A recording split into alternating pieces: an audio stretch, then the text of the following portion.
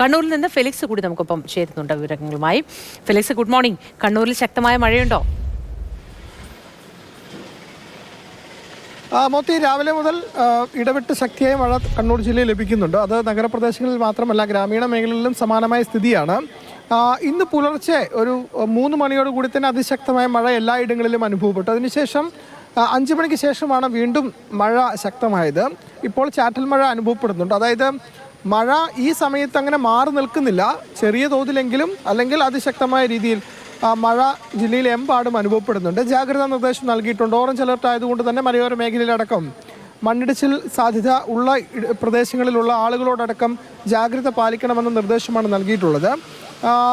വെള്ളക്കെട്ടടക്കം അനുഭവപ്പെട്ടില്ല, പക്ഷേ ഈ കാറ്റടക്കം അനുഭവപ്പെടുന്നുണ്ട്. അതുകൊണ്ട് മരം പൊട്ടി വീണുള്ള അപകടങ്ങൾക്കൊക്കെ സാധ്യതയുണ്ട്. ആ ഒരു സാഹചര്യത്തിൽ മലയോര മേഖലയിലടക്കം ജാഗ്രത പാലിക്കണമെന്ന നിർദ്ദേശമാണ് ഇപ്പോൾ ജില്ലാ ഭരണകൂടം നൽകിയിട്ടുള്ളത്.